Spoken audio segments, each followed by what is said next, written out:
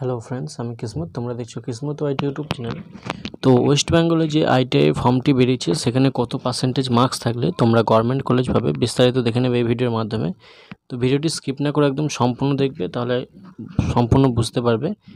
এবং আমাদের চ্যানেলে যারা নতুন দর্শক তাদেরকে বলে চ্যানেলটিকে অবশ্যই সাবস্ক্রাইব করে দিতে এবং পাশে থাকা বেল আইকনটি প্রেস করে অল নোটিফিকেশনটি অন করে দিতে। তো প্রথমত এখানে তোমাদের ওয়েস্ট বেঙ্গলে যে আইটিআই ফর্মটি পাবলিশ হয়েছে ই গ্রুপ এবং এম গ্রুপের, সেক্ষেত্রে তোমাদের কত পার্সেন্টেজ মার্কস প্রয়োজন। তো এখানে তোমাদের কিন্তু আগে কি হতো 2016-17-তে তোমাদের একটা সিবিটি টেস্ট না হতো, কম্পিটিটিভ এক্সাম। সেই এক্সামের মাধ্যমে যার যেমন র্যাঙ্ক আসতো সেই হিসাবে কিন্তু তাদেরকে কী করা হতো না, র্যাঙ্ক পাবলিশ হয়ে কাউন্সেলিং হতো বা মেরিট হতো। এখন কিন্তু সেরকম ধরনের কোনো ধরনের রুলস নেই। এখন সম্পূর্ণ আলাদা মাধ্যমিক এবং ক্লাস 8 পাসের যে মার্কস থাকবে সেই মার্কস বেসিসে কিন্তু তোমাদের কিন্তু কলেজ অর্থাৎ র্যাঙ্ক জেনারেট হবে। তো এখানে মেরিট পেনাল্টি তৈরি হওয়ার সময় তোমাদের মাধ্যমিকে যার যত পার্সেন্ট নাম্বার বেশি থাকবে সেক্ষেত্রে কিন্তু কলেজ পাওয়ার চান্স কিন্তু একটু বেশি থাকবে। তো মিনিমাম কিন্তু তোমাদের 33% মার্কস দরকার, যদিও এসসি এসটি ওবিসিদের ক্ষেত্রে বিভিন্ন রকম ভ্যারি করে। অর্থাৎ ভ্যারি করবে কীরকম, যদি কেউ জেনারেল হয়ে থাকে, জেনারেলের ক্ষেত্রে যদি কারো 60% মার্কস থাকে, সেক্ষেত্রে যদি সেম এম গ্রুপের ক্ষেত্রে স্টুডেন্ট যদি এসসি ক্যাটাগরি হয়ে থাকে সেক্ষেত্রে তার 33%-এর নাম্বার কিন্তু অর্থাৎ কি বলবো এক ধরনের হয়ে যাবে। তো সেক্ষেত্রে 33% নাম্বার থাকলে কিন্তু হয়ে যাবে এসসি এসটিদের ক্ষেত্রে, এবং জেনারেলদের ক্ষেত্রেও হয়ে যাবে, কিন্তু সেটি অনলাইনে না হলেও কিন্তু অফলাইন কাউন্সেলিংয়ে কিন্তু পাওয়া যায়। তো সেক্ষেত্রে অনলাইন কাউন্সেলিংয়ে যদি না হয়ে থাকে, অফলাইন কাউন্সেলিং, এবং কী হয়ে থাকে অনেকজনের 60% বা 70% মার্কস থাকা সত্ত্বেও কিন্তু অনলাইন কাউন্সেলিংয়ে হয় না। তো সেটা কি একটা কারণ হচ্ছে ঠিকঠাক কাউন্সেলিং না করতে পারা। তো কাউন্সেলিং করার জন্য একটা স্টেপ আছে, সেই স্টেপ হিসাবে করে যদি করা হয়ে থাকে সেক্ষেত্রে কিন্তু অনেকেই কলেজ চান্স পাওয়ার সুযোগ থাকে। তো যাদের কম নাম্বার তাদেরকে আমি বলবো, যাদের কম নাম্বার রয়েছে তাদের কীভাবে কলেজ পাবে গভর্নমেন্ট কলেজে। তো গভর্নমেন্ট কলেজে অ্যাডমিশন নিতে গেলে তোমাদের কী করতে হবে, কাউন্সেলিংয়ের সময় কিন্তু কাউন্সেলিংটা ঠিকঠাক করে করতে হবে। যেমন স্টেট ওয়াইজ থেকে ডিস্ট্রিক্ট ওয়াইজ থেকে শুরু করে কি কোটাতে করবে এবং কোন কলেজ পিটিপি মোড না প্রাইভেট আইটিআই না গভর্নমেন্ট আইটিআই না আইএমসি কোটা, বিভিন্ন ধরনের কোটা থাকে। সেই কোটাতে কিন্তু ডিস্ট্রিক্ট কোটা এবং এসসি এসটি ওবিসি বিভিন্ন কোটাতে কিন্তু স্টুডেন্ট কিন্তু চান্স পেয়ে থাকে।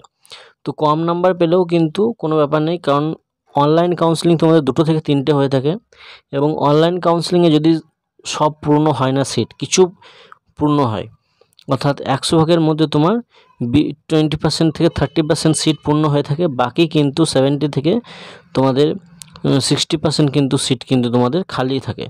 তো সেক্ষেত্রে কী হয়ে থাকে না, সেই যে সিটগুলি রয়েছে সেইগুলি কিন্তু আর পুনরায় কিন্তু অনলাইন কাউন্সেলিং হয় না, সেক্ষেত্রে অফলাইন কাউন্সেলিং হয়ে থাকে। আবার অনেক ক্ষেত্রে কী হয় না, অনলাইন কাউন্সেলিংও হয়ে থাকে। তো বেশিরভাগ কিন্তু অফলাইন কাউন্সেলিংটি কীরকম না, তোমাদের পার্শ্ববর্তী যে কলেজ থাকবে বা তোমাদের কলকাতা গড়িয়াহাটে যে কলেজটি থাকবে সেই কলেজে তোমাদেরকে একটা র্যাঙ্ক বেসিসে লিমিট করে ডাকা হবে। যেমন 1 থেকে 30,000 অবধি একটা ডেট দেওয়া হবে, তাই তো 30 থেকে তোমার 40,000 অবধি একটা ডেট দেওয়া থাকবে। সেই ডেট ওয়াইজ কিন্তু তোমাদেরকে গিয়ে কিন্তু সেখানে কাউন্সেলিং করতে হবে। আরও একটা কাউন্সেলিং হয়ে থাকে ফার্স্ট কাম ফার্স্ট সার্ভ বেসিসে, যখন সিট যখন পূর্ণই হয় না সেক্ষেত্রে তোমাদের নিজের যে নিয়ারেস্ট যে সমস্ত আইটিআই কলেজগুলো রয়েছে সেই সমস্ত কলেজে গিয়ে ফার্স্ট কাম ফার্স্ট সার্ভ বেসিসে কিন্তু অফলাইন কাউন্সেলিং হয়ে থাকে। সেক্ষেত্রে তোমাদের যে কলেজে সিট খালি থাকবে সেই কলেজে কিন্তু তোমরা কী করতে পারবে না, অ্যাপ্লাই করতে পারবে বা সিটের জন্য সেই সিটটি কিন্তু তোমরা বুক করতে পারবে। তো এখানে তোমাদের কোনো চাপ না, কোনো কারণে মেন কথা হচ্ছে তোমাদের যে অ্যাপ্লাই করার সময় তোমাদের যে ডকুমেন্টসগুলি রয়েছে সেগুলি কিন্তু ঠিকঠাক আপলোড করবে, এবং কাউন্সেলিং করার সময় যে যত পারবে বেশি বেশি করে কলেজ চুজ করবে। গভর্নমেন্ট কলেজ থেকে শুরু করে প্রাইভেট কলেজ কিন্তু একটা নেবে না, যেগুলি পিভিটি আছে প্রাইভেট সেই কলেজ কিন্তু একটা চুজ করবে না, পিটিপি মোডে কলেজগুলি বেশি বেশি করে চুজ করবে, কারণ সেই কলেজগুলি গভর্নমেন্টের যেরকম ধরনের ফি স্ট্রাকচার থাকে 480 টাকা করে, সেই রকম সেম ফি স্ট্রাকচার কিন্তু তোমাদের পিটিপি মোডে কলেজগুলিতে হয়ে থাকে। পিভিটি কলেজগুলিতে প্রাইভেট কলেজগুলিতে কিন্তু তোমাদের কী হয়ে থাকে না, সম্পূর্ণ কলেজের যে খরচা পড়বে সেই খরচাটি কিন্তু তোমাদের নেওয়া হবে। তো এখন কিন্তু নতুন নিয়ম হয়ে গেছে, যদি তুমি প্রাইভেট আইটিআই চুজ করে ফেলো, সেক্ষেত্রে যদি চান্স পেয়ে যাও, তো সেক্ষেত্রে তোমার কিন্তু 1 মাসের ফিস কিন্তু পেমেন্ট করতে হবে, তারপরেই কিন্তু তুমি অটো আপগ্রেডেশন করতে পারবে। তো সেক্ষেত্রে কাউন্সেলিং করার সময় কিন্তু তোমাদের একটা মাথায় রাখতে হবে যে প্রাইভেট আইটিআই যেন একটাও যেন চুজ করা না হয়ে থাকে। যদি হয়ে থাকে তো প্রাইভেট আইটিআইটাই কিন্তু তোমরা প্রথমে পাবে। যতই তুমি ভালো র্যাঙ্ক করো না কেন, সেক্ষেত্রে তোমাকে সাজেস্ট করে প্রাইভেট আইটিআইটাই দেওয়ার চেষ্টা করবে। তো সেক্ষেত্রে তোমরা প্রাইভেট আইটিআই একেবারেই চুজ করবে না। তো পিটিভি মোডে যদি কারো কলেজ চুজ থাকে সেগুলো করতে পারবে, এবং গভর্নমেন্টে আইএমসি কোটাতে এই সমস্ত সিটগুলি কিন্তু তোমরা বুক করতে পারবে, অর্থাৎ চুজ করতে পারবে। তো সেই রিলেটেড আমি একটা ভিডিও বানিয়ে দেবো কাউন্সেলিং করার সময়, যে কীভাবে কাউন্সেলিং করলে তোমাদের গভর্নমেন্ট কলেজে চান্স পাওয়ার সুযোগ থাকবে এবং কোন কোন ভুলগুলি করতে হবে না। তো সেটা হচ্ছে আলাদা একটা ভিডিও আমি বলে দেবো। তো আজকে যেটা বলছি আমরা, যে কত পার্সেন্ট নাম্বার, মিনিমাম কিন্তু 33% নাম্বার পেলেই কিন্তু হয়ে থাকে, এবং ম্যাক্সিমাম কিন্তু কোনো হিসাব নয়। যার যত বেশি নাম্বার থাকবে তার কিন্তু র্যাঙ্ক তত কম আসবে, তো ভালো হবে। তো সেক্ষেত্রে কম নাম্বার হলেও কিন্তু গভর্নমেন্ট কলেজ পাওয়া যায়, এবং বেশি নাম্বার হলেও কিন্তু পাওয়া যায়, আবার কোনো ক্ষেত্রে বেশি নাম্বার হয়ে থাকলেও কিন্তু পাওয়া যায় না।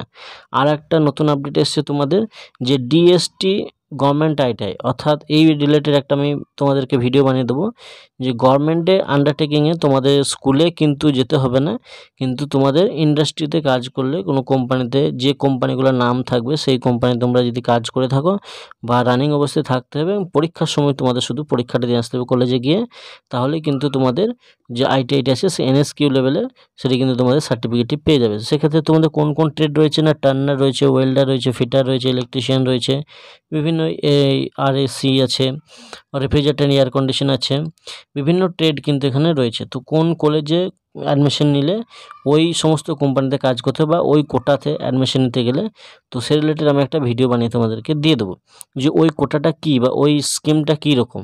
নতুন 2025 সালে লঞ্চ হয়েছে, তো সেটি তোমরা দেখে নেবে। যে সমস্ত ক্যান্ডিডেট বাইরে অর্থাৎ কোনো কোম্পানিতে জব করেও কিন্তু কোনো সার্টিফিকেট নেই আইটিআই থেকে শুরু করে, তো সেক্ষেত্রে তোমাদের একটা সুযোগ থাকবে, অপরচুনিটি থাকবে, যে তোমরা কোম্পানিতে কাজ করার সঙ্গে সঙ্গে স্টাইপেন্ডও পাবে এবং তোমাদের সার্টিফিকেটটিও পেয়ে যাবে।